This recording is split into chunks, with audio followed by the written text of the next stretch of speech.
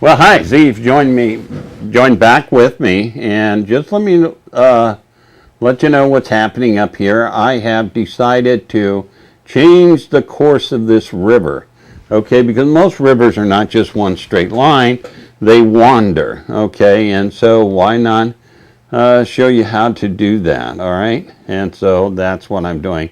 I'm just putting this green foliage mix right over here just so that we can hide this tributary that we had originally painted, or the back end of this river. But as you can see, this river comes in and it wanders back, and I like wandering rivers. So we'll just go ahead and stop right there and we'll get on with the lesson. But you can change your mind. That's one thing I want you to know. You can change your mind.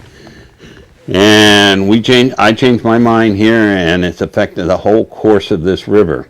Now, the gesso is dry here, okay? You can rub your hands over it. You want it this dry. If you're sitting here rubbing and the paint is still a little sticky or wet, then you're not ready yet.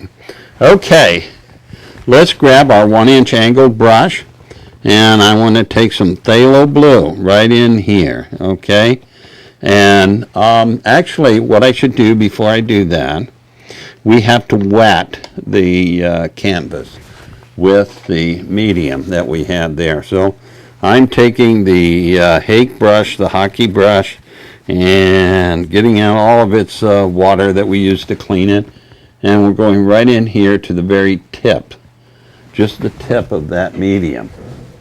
And so there it goes, okay? Just go right over this and wet this whole lake, or whole river. All right?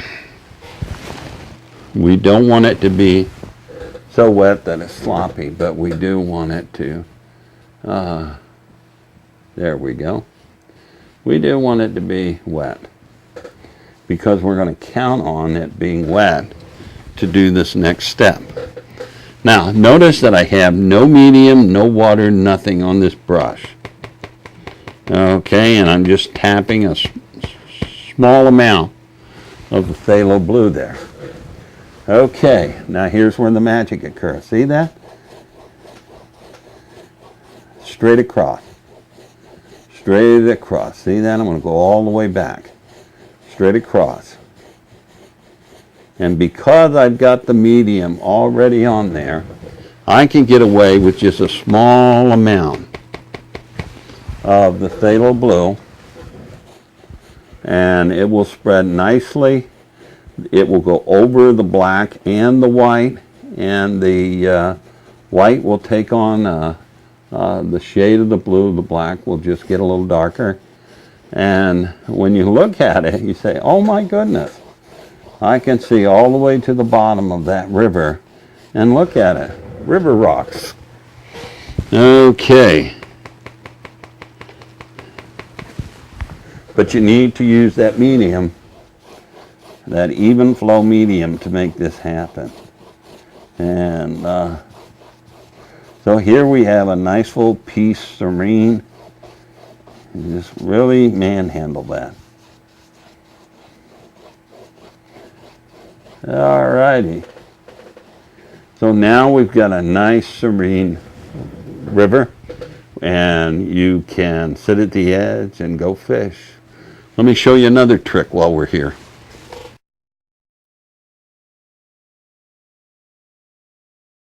Okay, all I've done here is put the river banks in and leading up to this river so that we can see how we can do various things with it. The very first thing I want to do is grab my angle brush, okay? And grab the bristle, that's fine.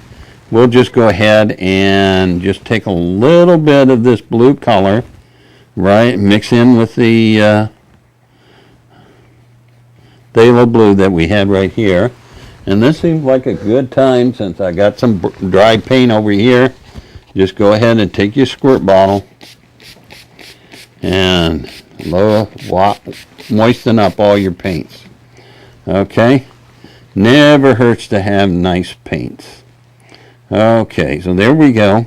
And we want to put in some water lines, okay? Here we go. Let's grab a little bit more of that blue. Yeah, there we go.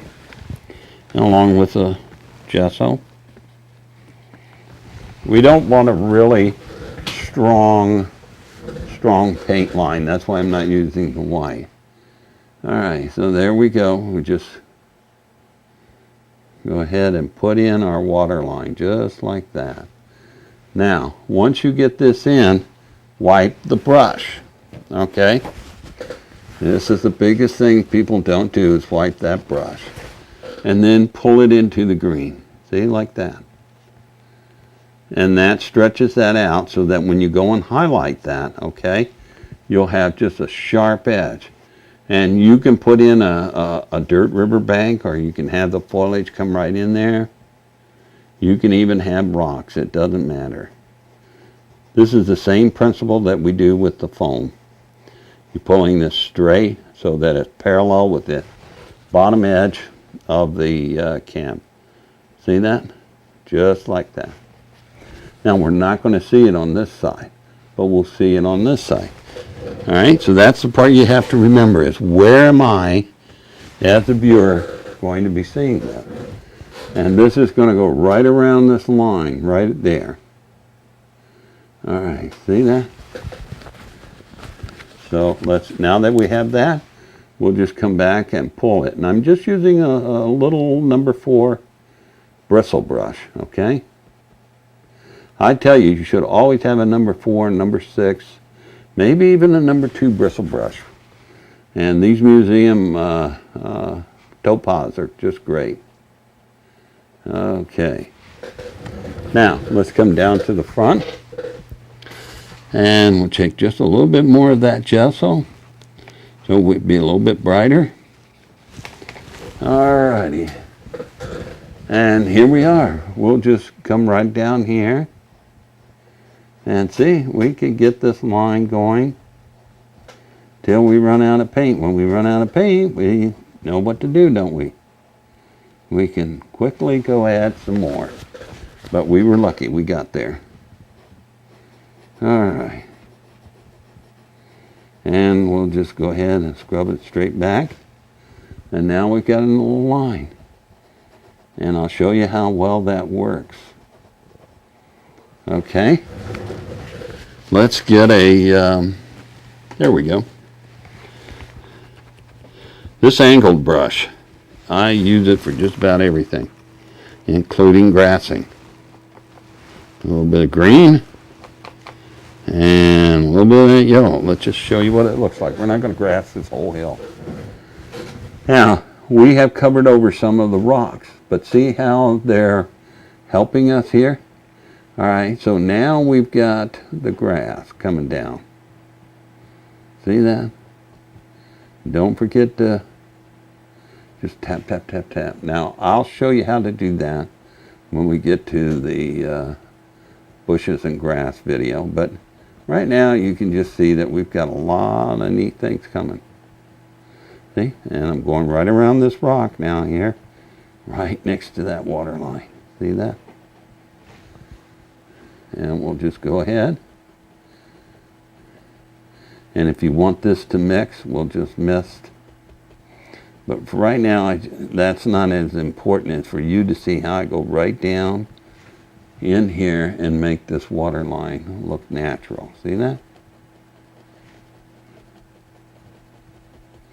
Just like that. It's tacking up really nice. See, it doesn't take much to bring in a nice grassy area, does it? Okay. Whoa, how beautiful this is. And we can come back here. Now, this brings up another idea. What if this is instead of being a peaceful, slow moving river, that it's very fast. Okay?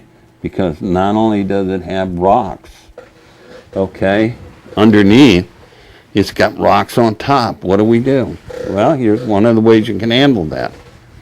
All right, let me take this brush, and I'll take the, yep, there's the burn umber. Come over here. Watch this. I'm going to put a rock right on top. See? Big old rock. And just sitting out there. Maybe over here there's another one. All right? Don't worry about what the color of the rocks are underneath. It's the color on top we're going to be worried about. So, we'll take a little bit of the titanium white, mix it in with our reddish brown. Ooh, look at that. That looks good. All right. Now, let's wipe the excess out of the brush and take a little bit. Okay, the light's coming this way. So, there's our, just remember the rocks are just tiny mountains. Very tiny mountains. So, we'll put that in and then whoosh back the back.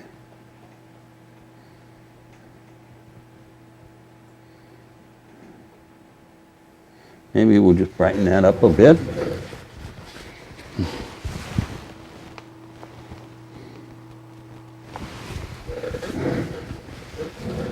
And there it is.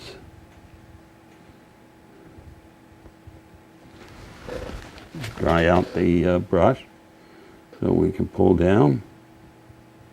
Yeah, there we are. Now let's go over to the other rock. Grab a little bit of this light.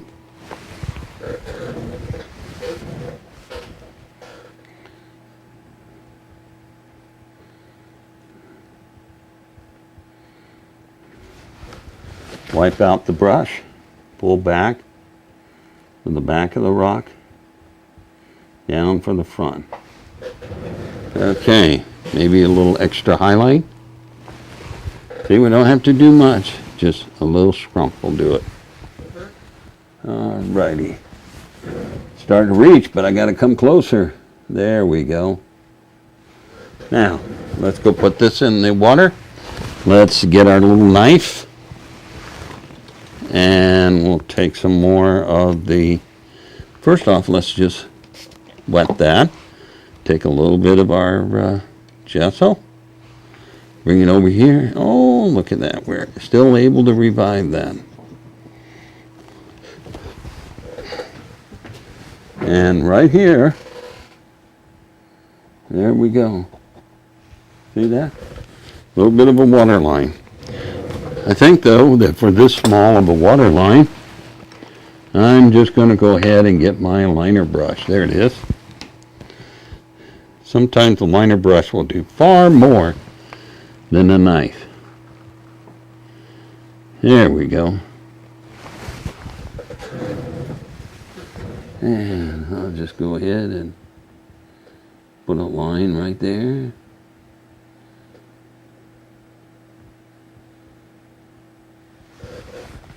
And here we go over here.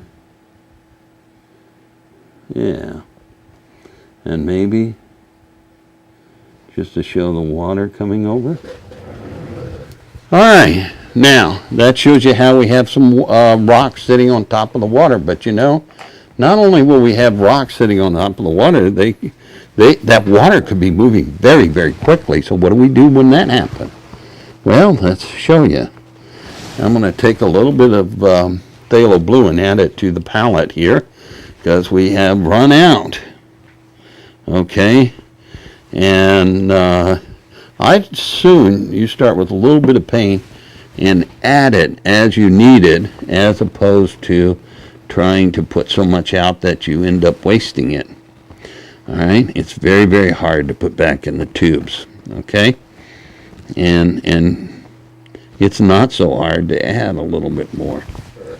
Okay, so let's come on down here. Now, we could be having something that's coming along here, you know.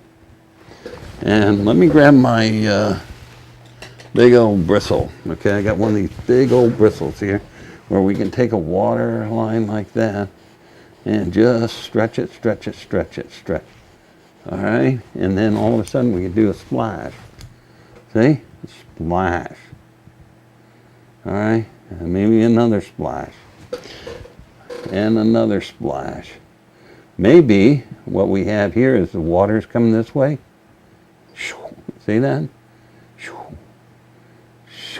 And we have splashes down here. Maybe that's why the water was there. And here it is coming this way. And this way. We just never know why. So now that we have all that there, we'll just go ahead and take our bristle and just stretch that paint back. And there with the splash that was there, a smiley face. Okay, let's take our brush and, I'm sorry, my bottle. Again, whenever this starts to tack up, see that? All right, now we have control again. You don't have control, you need to get control. Get control by wetting. All righty. Now remember, step back when you do this, otherwise it's not going to work too well. It's going to be more of a mess. Okay, now with water coming along here, all right, and it's going to be rapid. All right, well, we just got rid of that bubble. We didn't mean to, but that happens.